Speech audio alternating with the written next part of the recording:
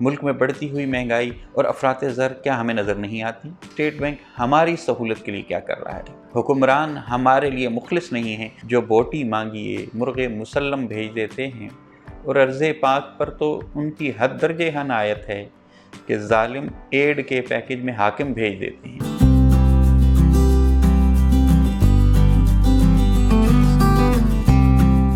بسم اللہ الرحمن الرحیم۔ ناظرین کرام، ملک پاکستان میں آج کل جو موضوع سب سے زیادہ زیر بحث ہے وہ ہے اسٹیٹ بینک۔ اسٹیٹ بینک خالصتاً ایک اقتصادی معاملہ ہے، اس معاملے کا تعلق اکنامکس سے ہے، اور جب موضوع اکنامکس سے تعلق رکھتا ہو تو ٹیکنیکل موضوع پہ اس شعبے کے ماہرین کی بات کرنا زیادہ اچھی لگتی ہے، لیکن ہمارے قارئین جانتے ہیں کہ ہمارے احباب میں بھولو ایک ایسی شخصیت ہے جسے انکار کرنا ہمارے لیے ممکن نہیں۔ کافی دنوں سے بھولو کو میں طرح دے رہا تھا کہ اسٹیٹ بینک کے اس معاملے پہ کم سے کم میں گفتگو نہیں کر سکتا، لیکن اس کے اصرار پر اب میں کچھ چیزیں عام فہم میں سمجھانے کی کوشش کر رہا ہوں، کیونکہ اس کا غصہ ساتویں آسمان کو اس وقت چھو رہا تھا جب اس نے ملک کے سابق وزیر خزانہ کا ویڈیو بیان اس معاملے پہ سنا۔ جیسا کہ آپ لوگ جانتے ہیں کہ دنیا بھر میں اسٹیٹ بینکس کا کام افراط زر پہ قابو پانا اور مہنگائی کو روکنا ہوتا ہے۔ اسی طریقے سے ملک کی اقتصادی پالیسی کو دیکھنا اور اس کو صحیح سمت میں جاری و ساری رکھنا بھی اسٹیٹ بینک کے فرائض میں آتا ہے۔ پوری دنیا کی طرح پاکستان کی اقتصادی پالیسیوں کو بنانے اور چلانے کی ذمہ داری پاکستان کے اسٹیٹ بینک کے پاس ہے، لیکن پاکستان کا اسٹیٹ بینک وزارت خزانہ کے ماتحت ہوتا ہے، جسے ایک سیکریٹری اور وزیر خزانہ چلا رہے ہوتے ہیں۔ اسٹیٹ بینک کا گورنر دراصل وزارت خزانہ کے ماتحت کام کر رہا ہوتا ہے۔ یہ بھی ریاست پاکستان کے دیگر اداروں کی طرح ایک ادارہ ہے۔ سوال یہ ہے کہ کیا پاکستان کا اسٹیٹ بینک نئے نظام کے تحت ڈائریکٹ IMF کے انڈر چلا جائے گا اور پاکستانیوں کا اس پر سے اختیار ختم ہو جائے گا؟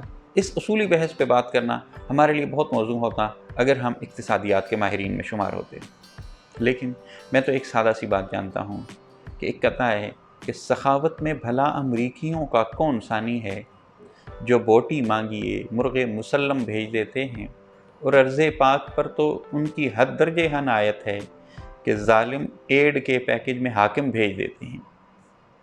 ناظرین کرام، سوچنے کی بات تو یہ ہے کہ کیا اسٹیٹ بینک پاکستان کی پالیسیز کے انڈر ہی چل رہا تھا؟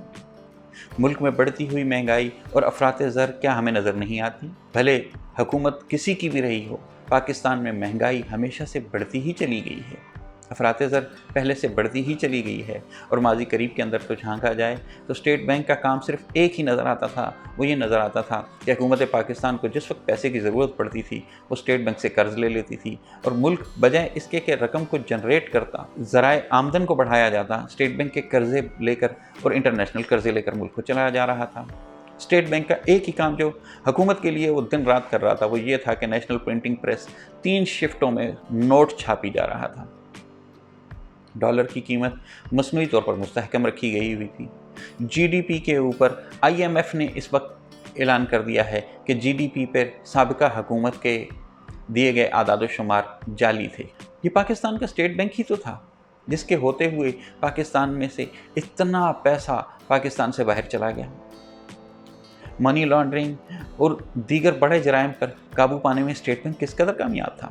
اگر اسٹیٹ بینک اپنی پالیسیز بنانے میں اتنا ہی خود مختار تھا تو کیا کیا جائے اس وی-لاگ کے بارے میں جس میں شاہین صہبائی صاحب نے اپنے ذاتی تجربے کی بنیاد پہ یہ بات بتائی ہے کہ کس طریقے سے جام صادق صاحب نے یونس حبیب سے مل کے اسٹیٹ بینک کو یرغمال بنا لیا تھا، اسٹیٹ بینک کے اعلیٰ عہدیداران کی فیملی تک کو اغوا کر کے اسٹیٹ بینک سے اپنی مرضی کی من پسند پالیسیز بنوائی جا رہی تھیں۔ اگر یہ ایک صوبے سے تعلق رکھنے والی شخصیت جام صادق صاحب تھے تو آپ خود اندازہ لگائیے کہ وہ لوگ جو اس ملک کی مسند اقتدار پر بیٹھے تھے ان لوگوں نے اسٹیٹ بینک کے ساتھ کیا کچھ نہیں کیا ہوگا۔ اگر تو اسٹیٹ بینک واقعی پاکستان کی غریب عوام کے لیے جدوجہد کر رہا تھا تو پھر شاید ہمیں اس معاملے میں دلچسپی لینے کی ضرورت ہے۔ میں یہ نہیں کہہ رہا کہ ہمیں اس بات پہ دلچسپی لینے کی ضرورت نہیں ہے، لیکن حقیقت یہ ہے کہ جب تک حکمران ہمارے لیے مخلص نہیں ہیں، اسٹیٹ بینک بھلے پاکستان کی پارلیمنٹ کے انڈر چلایا جائے، بھلے IMF کے انڈر چلایا جائے یا اسی پرانے نظام کے تحت چلنے دیا جائے، سوال تو یہ ہے کہ اسٹیٹ بینک ہماری سہولت کے لیے کیا کر رہا ہے؟ چھری کے اوپر خربوزہ گرے یا خربوزے کے اوپر چھری، فرق کچھ نہیں پڑتا۔ عوام مہنگائی کی چکی میں پہلے بھی پس رہے تھے، عوام مہنگائی کی چکی میں آج بھی پس رہے ہیں۔ ہر آنے والا دن، ہر آنے والی حکومت پاکستانی عوام کے لیے ایک ڈراؤنا خواب لے کر آتی ہے۔ ہر آنے والے دن سے پاکستانی عوام کا اپنے اوپر سے بھروسہ اٹھتا چلا جا رہا ہے۔ اگر تو اسٹیٹ بینک کی پالیسیز بہتر ہو سکیں تو پھر بھلے اسے چلانے والا کوئی بھی ہو، ہمیں اسے خوش آمدید کہیں گے، لیکن اگر اسٹیٹ بینک کی پالیسیز انہی حکمرانوں، انہی مقتدر طبقوں اور انہی سمگلرز، منی لانڈررز کے لیے فیسیلیٹیز پیدا کریں گی تو اس سے ہمارے لیے کوئی فرق نہیں پڑتا۔ خواہ ہمیں ان مسائل میں الجھنے کی بجائے یہ بات سوچنی چاہیے کہ اگر اسٹیٹ بینک پارلیمنٹ کے انڈر جائے یا اسٹیٹ بینک وزارت خزانہ کے تحت رہے، ہمیں تو سوچنا یہ چاہیے کہ وزارت خزانہ میں منتخب ہو کے آنے والے لوگ کون ہوں گے، پارلیمنٹ میں منتخب ہو کے آنے والے لوگ کون ہوں گے، جب تک مقننہ میں اصلی لوگ، وہ لوگ جو عوام کے درد، عوام کی تکلیف اور عوام کی غموں کو محسوس نہیں کر سکتے، جو عوام کی بھوک کو محسوس نہیں کر سکتے، جب تک وہ لوگ پارلیمنٹ میں بیٹھے ہیں، ہمیں اسٹیٹ بینک سے خطرہ نہیں ہے۔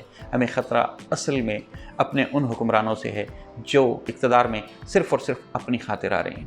ہمیں مختلف مسائل میں الجھا کر اور ایسی لایعنی بحثوں میں الجھا کر جن کا ہم سے کوئی تعلق نہیں اور جن پہ ہمارا کوئی اختیار نہیں، وہ اپنے کالے کرتوتوں پر سے ہماری نگاہیں چکانا چاہ رہی ہیں۔ ہم انشاءاللہ اسٹینڈ پوائنٹ پہ نعمان عمر میں ان کی ان سازشوں کو بے نقاب کرتے رہیں گے۔ اپنا اور اپنے گرد و نواح کے لوگوں کے شعور کو بیدار رکھیے۔ السلام علیکم ورحمۃ اللہ وبرکاتہ۔